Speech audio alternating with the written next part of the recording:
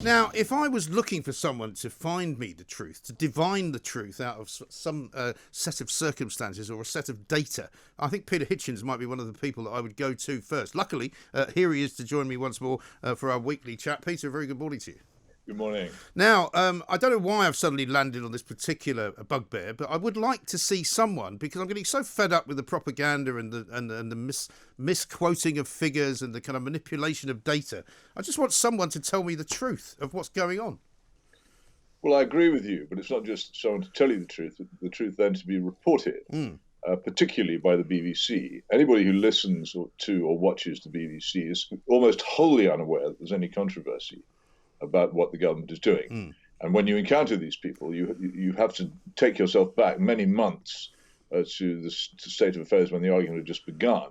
And remember, they simply don't know. They haven't heard of the opposition to this from Professor John Ioannidis, from Professor Suchrit Bhakti, from Professor Sunetra Gupta, from Dr. John Lee, and from many, many other distinguished experts, and of course Carl Hennigan of the excellent Centre for Evidence-Based Medicine here in Oxford, where I'm speaking from. These people who've been saying for many months what's actually going on, but cannot get their objections properly covered on the main broadcasting stations.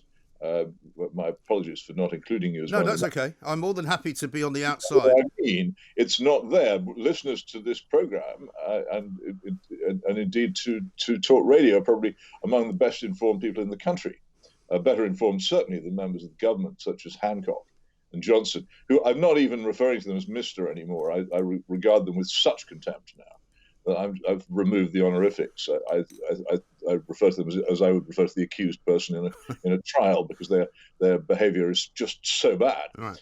That's the problem. Even intelligent people who would normally be informed haven't reached a starting point of argument. The facts are all there. Anybody who wants daily reassurance should go to Toby Young's excellent Lockdown Skeptics website, which has an enormous amount of reference material showing what's actually happening with things like intensive care bed occupation and the real significance of the supposed cases of COVID, which we're constantly being told are so serious. It's there, and it's very well done, and as I say, it's full of links to reference material from serious people. And as a resource for somebody who's worried, I can't recommend it highly enough. I keep up my own barrage on Twitter and on my blog and elsewhere, but the fact is that that probably is the central point at which anybody needs to start if they want reassurance that they haven't gone mad. Well, exactly right, because I can't quite work out what's going on in Manchester. Andy Burnham, on the one hand, has previously said that he wants a fuller lockdown, but he's now saying he wants more money before that can be achieved. But if, as we are being told, the critical cases are rising and the death, therefore, numbers are likely to go up, why is he stalling? It doesn't make any sense to me. No, it seems to me to be little more than a power struggle, but how can one tell? What is quite plain is that if he was offering principled opposition to the plan to strangle what remains of Manchester's economy, which the government is putting forward, then he wouldn't be open to offers of money. And what is this money anyway? All it does is it provides a temporary period during which the economic disaster which faces much of the country is postponed. But it only postpones it. This is not real money. Who now is actually paying any tax to actually produce the money from which all these vast subsidies stuffing the mouths of council leaders with gold are being produced? It isn't there, and sooner or later the horrible truth of the fact that you can't magic money out of nothing will come home in a very, very damaging and frightening way. Already, I think those people who've been sustained in jobs by furlough are realizing that this is coming to an end, those jobs don't exist. And that really means something. That means people who've lived all their lives meeting their bills and being able to support themselves are suddenly faced with the awful exile into penury, which is universal credit. Our welfare system may be very expensive, but it's not at all generous to people who are thrown onto what I used to call the dole. And people are going to find it very hard to make ends meet. And many, many people who've been used to paying their way, deprived of the means of livelihood, are going to be extremely angry when they find out what's been done to them. But for some reason, the exaggerated praise for Rishi Sunak and Rishinomics. People just don't realize this is a temporary state of affairs. The economy is actually going to go over the edge before very long. I can hear the roar of waters at Niagara. I've been saying so since we first started having these conversations in March. I mean, I always said to you that the numbers would be so huge and so ridiculously unfathomable that somehow the government would have to just ignore the fact that we're in all this debt. But you're quite right to say that so many people are now going to be out of work, because we're already starting to see it. We're starting to see people that worked in pubs, people that owned pubs in their 50s, finding themselves unemployed for the first time in their lives. And at the age of 50 plus, pretty much impossibly tasked with trying to find another job. It's a terrible age to be flung onto the stones at 50. People say that there's no age discrimination, but of course there is. Mind you, it's not much better for the young. And people who are coming out of university now, assuming that they've been able to finish anything remotely resembling a course in these circumstances, what are they faced? Where are the jobs which that would normally have been available to them? There's going to be huge competition for any secure and stable job, and indeed for lots of insecure and unstable 0 hours contract jobs over the coming months, because that's all there's going to be. I just wish I could find some way of getting across to people that the extraordinary level of damage which has been done by Johnson and Hancock and their cabinet allies to this country for no good reason. It's just extraordinary. And there is absolutely no system by which anyone can be adequately punished for the number of lives they've written. It's not just that. I mean, I wrote at the weekend about Lisa and Peter King and the terrible thing that happened to Peter King because the National Health Service has become a national COVID service. He couldn't get a proper consultation with a doctor. What was wrong with him wasn't spotted in time, and he died. He didn't die. I talked to Lisa on the telephone, and it was awful to listen to. This is a grown man, a strong, brave man, screaming in agony at the end of his life because the health service had failed him. Yeah. And this is not an isolated instance. So many people have not been able to get the necessary checks for chronic conditions and heart disease and cancer, and they will suffer, and their families will suffer terribly again because of Hancock and Johnson's ridiculous mistake and a wholly out of proportion reaction to this. And people have been asking you, I know over the weekend and probably before that, when will you realise that this is not just incompetence, but there is something else going on? I don't really take much from that. I don't think there's anything but incompetence going on here, because you see it in other countries. And I see Italy today has announced that they're going to go moving to the rule of 6. And in Italy, they've done what I would suggest is a reasonably good job over the last few weeks, but clearly they're now thinking that they haven't done enough. Well, there are all these governments like people frantically pressing buttons and pulling levers whose operation they don't fully understand. And politicians aren't actually particularly qualified. I'll recognise that it's something else when there's hard evidence that it's something else. But all my life, I've seen evidence over many, many years of reporting from the front row of the theatre, and my nose pressed against the window pane of history. I've seen over and over again the enormously important role of human stupidity in what happens in life. And I've always found it a perfectly adequate explanation for these things which happen. A lot of people are not very bright, and there is, however it is we select our politicians, I think there is a secret examination during which they have to prove that they're stupid before they can get in. But however it is we select them, they aren't very bright. And you can tell by the things that they say that they're not. So that will satisfy me until there's evidence of anything else. But there's also this kind of very odd thing abroad, which I can't quite put my finger on. This is when I was talking about getting to the truth. I was reading a paragraph in this story in The Guardian this morning about hospitals in the north running out of beds. Now, all of the stories I've seen about this are all about what could happen, what might happen, the possibility of an overwhelming of the NHS. It says by Friday, 211 of the 257 critical care beds in Greater Manchester, which is 82%, were being used for either those with COVID or people who were critically ill because of another illness. Now, it's quite important to me how many of those beds are occupied by people with COVID, because if it's not very much of a percentage, then why would we expect it to get any bigger? And why also is it a news story that 82% of critically ill beds are occupied by people who are critically ill? Well, this is true, and there are many aspects to this. The first of all is that a body called the King's Fund did a survey some years ago establishing that the number of critical beds and beds in general in British hospitals was substantially lower than in comparable countries in the advanced part of Western Europe. Mm. We don't have that many beds. The second point is that at this time of year, because it means there are more respiratory illnesses, there is more pressure on ICU beds, and they're likely to be full. The third thing is that, as you rightly say, almost all the people who are wheeled onto broadcasting and into the newspapers to say these things use weak verbs like might and could. Mm. Because they can't say is.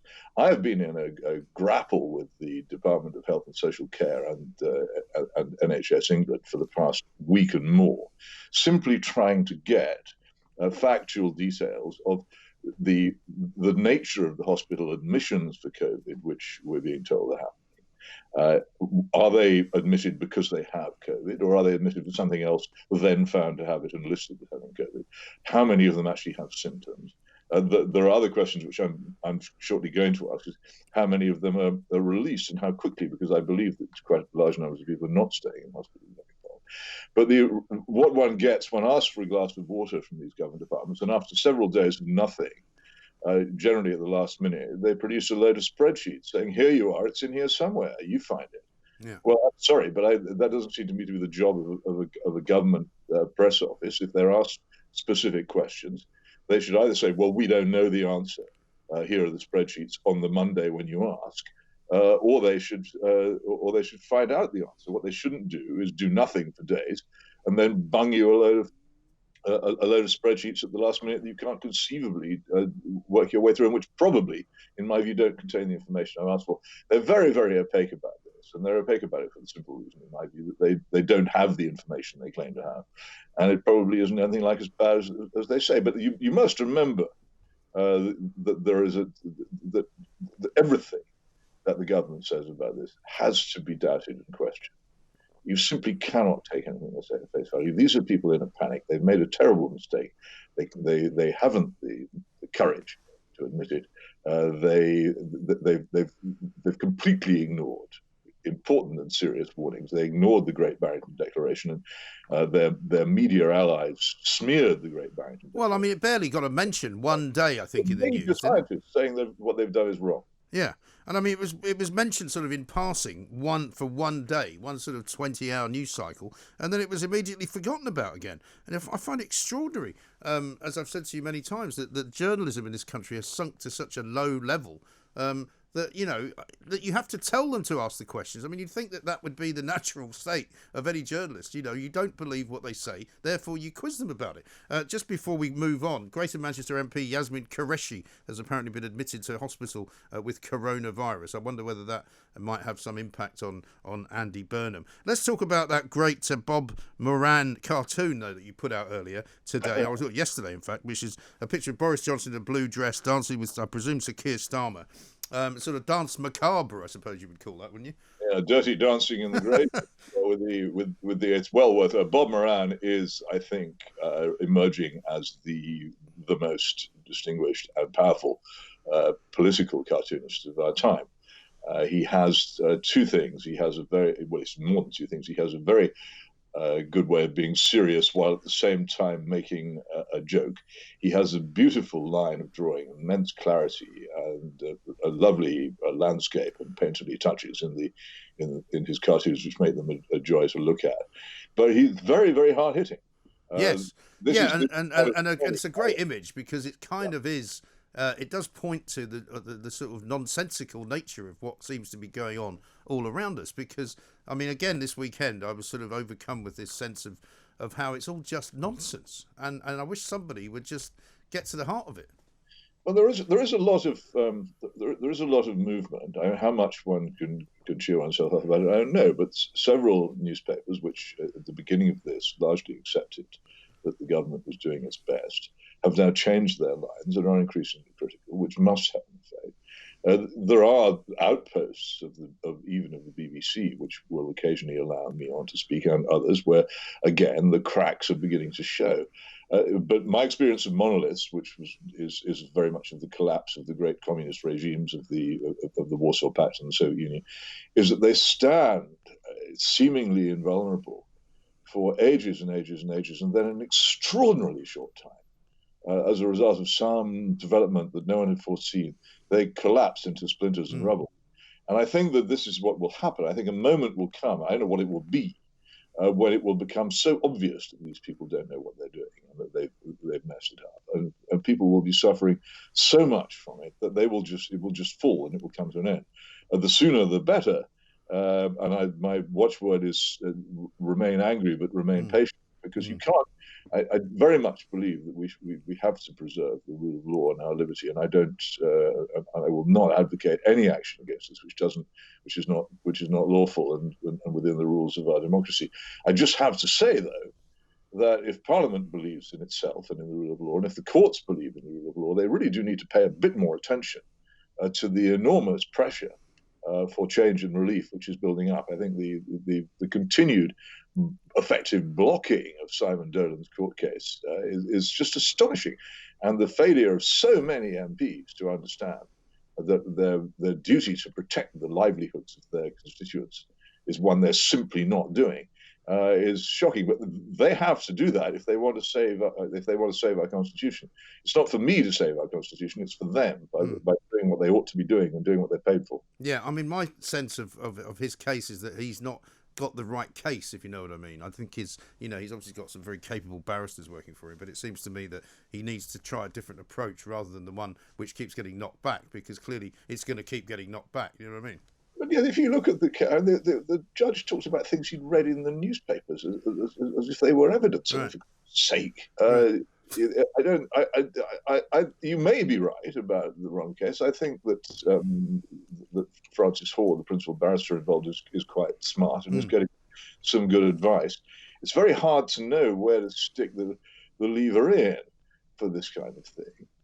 But the fact is, if you compare it with the response of both the courts and the media to the great cases about the European issue a couple of years ago, although this is entirely comparable in importance and probably more important, there's very little attention being given to it and very little willingness to listen. I think that we have to ask: are the courts taking this properly seriously? And I have to say the answer comes back. Yeah, it certainly seems that way. But as I say, I think he just needs a better strategy, to be honest. But let's talk about Sweden, because I saw quite a few pieces over the weekend. I read a massive piece in Time magazine, which I wasn't even sure was still going. I don't know whether you saw that, which was very kind of anti the Swedish model, if you like, saying things like the death rates were rising, that now they were putting new restrictions in. What it didn't do, though, because I don't think you have ever disputed the fact that the death rates necessarily are any lower, and they're certainly not very good when you compare them to other Scandinavian countries. But your argument about Sweden is about the economy rather than about the actual disease, right? Well, it's more complicated than that. Almost all coverage in what one is now forced to call the mainstream media, almost all the coverage of Sweden has been hostile to Anders Tegnell's policy. And everything you read, you have to read very carefully, again, looking for weak verbs, could and might, and things of that kind, and also going back to things like Statista, and it's very accurate and useful website showing the rates of deaths per million in all the countries affected, and the coronavirus similarly, the coronavirus totals on Worldometer. And what you will see there is that what happened in Sweden, and nobody denies this, least of all Anders Tegnell, is that there was a catastrophe in Swedish care homes comparable to the one that happened in ours. And just as the one which happened in ours was not prevented by the lockdown policy which the government had adopted, the catastrophe in Sweden's care homes was not prevented or indeed affected by the non-lockdown policy. It's another issue. And therefore, once you strip away from the figures for Sweden, the care home catastrophe, what you'll find is that their death figures in the normal population outside care homes are entirely comparable to those of its neighbours. But on the issue of the economy, yes, of course, the Swedish economy is nothing like as damaged, particularly the hospitality sector, which has been so badly trashed in this country. On the other hand, Sweden is still a major exporting country with a considerable amount of manufacturing industry, unlike us. And so it's very affected by economic decline in other countries and in its markets. So it hasn't got off scot-free by any means. But the thing is, what you're comparing with is what is possible with what exists. And in those terms, Sweden has made a better fist of it than we have. But I just get very tired of the ignorant and abusive way in which so many people look at the Swedish thing, and the fact they simply do not, in many cases, give a fair representation of what happened or what's going on. But anybody who visits Sweden now, and one reads of several people who have, I long to do it myself, it comes back and says this is a society which is functioning more or less normally. Well, I keep seeing videos of people wandering about in the city as we used to, sort of passing people relatively close by. People people in restaurants actually talking to one another. People not wearing masks really to any extent at all, I don't think. But then I was also terribly troubled by a piece I read about New York, where you and I both used to work, and where basically it's worse than London, because de Blasio, the mayor, has banned anyone entering New York from about 35 different states. It's not a quarantine. You just can't come in. Manhattan, the island itself, has become sort of desolate. All of the hotels are full of homeless people. People are moving out at a rate of knots. I mean, my sister has a flat there, and she's rented it out. But she said if I hadn't rented it out, about 2 months ago, I wouldn't now be able to rent it for anything like the same money, because the city's dying much faster than London is. It's like one of these science fiction movies, isn't it? Awful. Could you ever have imagined a city which, I mean, I've never actually liked it very much, but you ever imagine a city which is so very much alive becoming so dead? And you have to ask yourself, well, if you were the mayor of that city and these are the consequences of your policies, would you actually be, I don't know what sort of oath of office the mayor of New York takes, but would you actually be fulfilling that? Would you not consider perhaps maybe you've made a mistake? And yet they don't. Okay, you mentioned masks earlier. The interesting thing, which I'd like to hear more about, but Alex Berenson, who's the American journalist and author who's been one of the opponents of shutdown over there, tweeted over the weekend that he'd heard from somebody who'd been involved in the only randomized control trial about the wearing of loose cloth masks in public and their effectiveness. And what he'd been told was, when is it going to be published? And the answer from one of the scientists on the team came back, when we can find a journal which has the courage to publish it. Yes. I only put that a bit. What do you think that means? Do you think it means the study says masks are effective? I doubt it. I mean, the other much. Yes, it's fascinating stuff. Listen, Peter, I'm afraid we're at the end of our half an hour already, but great to talk to you again. Talk to you same time next week. Peter Hitchens, Mail on Sunday columnist, a sceptic of the lockdown, of course, and of many other things as well.